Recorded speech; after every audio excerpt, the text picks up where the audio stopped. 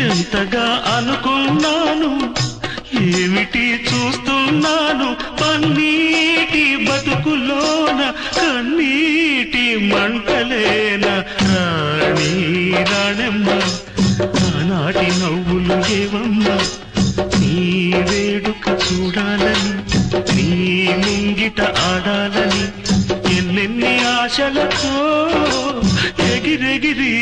వచ్చానమ్మా